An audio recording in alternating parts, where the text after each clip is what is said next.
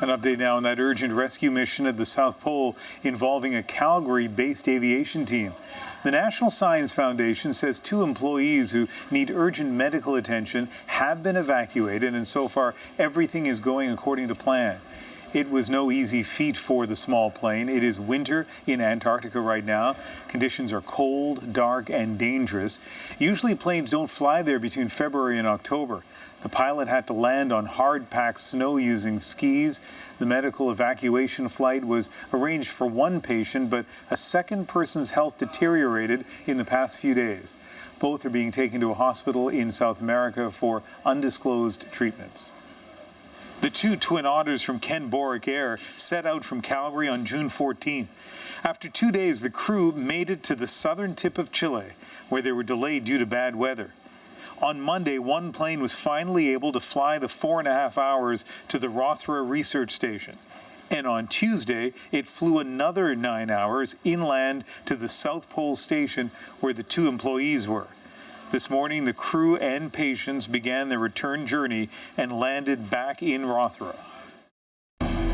Well, if there's anyone who knows what these pilots have been going through, it's Sean Luted, who joins us now from Calgary. And Sean was the pilot on the first ever winter medevac rescue in Antarctica. That was 15 years ago. And Sean, give us a sense of what it's like to be flying in and out of that base roughly this time of year. Yeah, it was definitely a new experience. I mean, I had been into the South Pole Station many times before, but in total darkness, and when you're the only aircraft flying in an entire continent, it definitely lends some uniqueness to the experience.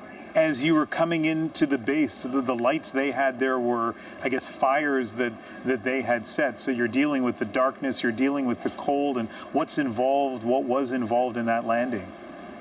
When we turned onto final for the skiway, you could then see the burning barrels lining up the skiway for us. And as you approach the skiway, the landing lights on the aircraft actually lit up your landing area sufficiently. And you know, as you descended down into this, you know, as you got closer to the South Pole Station and the skiway, the temperature actually dropped.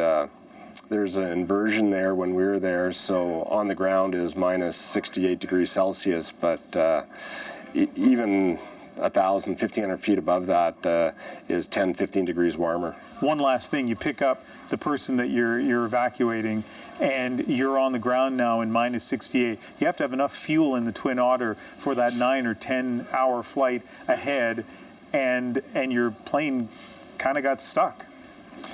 Yeah, well, what happened was when we shut down there, we put the aircraft away and put the engine tents on it, put heaters in it, plugged it in, and when we were getting it ready to go about 14 hours later, we brought the fuel out and actually fueled the airplane where it sat. And once started, with the aircraft's power, we couldn't get it to actually move on its own. So with a lot of rocking of the flight controls, power up and down, we finally, our engineer got out and instructed some of the South Pole personnel to get on a ladder and showed them where to actually rock the wings. And we had them rocking the wings while we had full power, and the aircraft just finally started to move. So that was a relief, because otherwise we would have had to become a little bit more inventive on how to get going. So think about this, and I'm sure you have, in the coldest place on Earth, at the bottom of the globe, in the dead of winter, it takes Canadian pilots with a Canadian plane to get people out. That must make you very proud. Well, definitely proud of being part of Kenn Borek Air back then. I'm proud of them now, and when the U.S. government calls upon a Calgary company like Kenn Borek Air to go and basically help them out of a jam, I mean, that's pretty cool. Sean Luted, thank you very much for telling us your story.